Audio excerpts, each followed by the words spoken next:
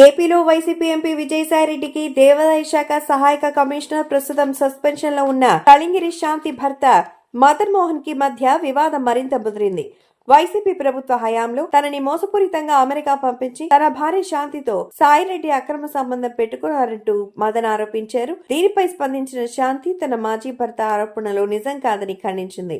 అయినా ఆయన ఆరోపణల పర్వం కొనసాగుతోంది. అయితే తాజాగా మదన్ హైదరాబాద్ నుంచి కోల్కతా బదిలీ అయ్యారు.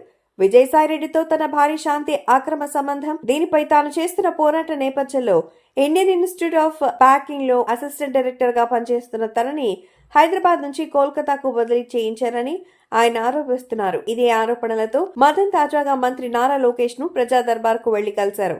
ఎంపీ విజయసాయిరెడ్డి తన భార్యని లోబరుచుకుని విశాఖపట్నంలో 1500 కోట్ల విలువైన భూములు కొల్లగొట్టారని, ఆయన అక్రమాలు, అసాంఘిక కార్యకలాపాలపై పోరాడుతున్నందుకు తనని ఇటీవల హైదరాబాద్ నుంచి కోల్కతాకు బదిలీ చేయించారని సస్పెన్షన్ కి గురైన దేవాదాయ శాఖ అసిస్టెంట్ కమిషనర్ కళింగిరి శాంతి భర్త మదన్ మోహన్ ఫిర్యాదు చేశారు. ఇక విజయసాయిరెడ్డి అడ్వకేట్ సుభాష్ కలిసి తన భార్య కళింగిరి శాంతిని లోపరుచుకుని విశాఖలో ఆర్కే బీచ్ నుంచి భీమిలి వరకు పెద్ద ఎత్తున భూములు కొల్లగొట్టారని ఆరోపించారు.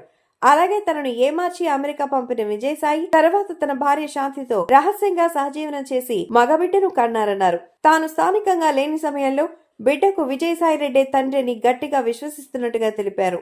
తనకు న్యాయం చేయాల్సిందిగా రాష్ట్రపతి, ప్రధాని కార్యాలయాలతో పాటుగా రాష్ట్ర హోంమంత్రి, డీజీపీలను కలిసి విన్నవించినట్టుగా పేర్కొన్నారు.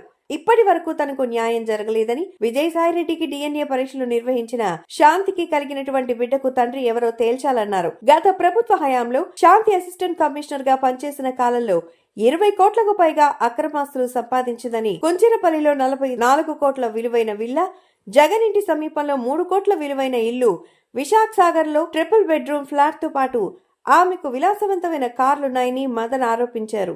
విశాఖలో విజయసాయి, సుభాష్ తన భార్య శాంతి కలిసి కొట్టేసిన 1500 కోట్ల భూమిపై విచారణ జరిపి బాధ్యులపై చర్యలు తీసుకోవాలని కోరారు. విజయసాయి కుట్రతో కోల్కతా బదిలీ అయిన తనని తిరిగి హైదరాబాద్ కి ట్రాన్స్ఫర్ చేయించాలని మదన్ మోహన్ కోరారు. ఉన్నతాధికారులతో మాట్లాడి న్యాయం చేస్తామని మంత్రి లోకేష్ హామీ ఇచ్చారు.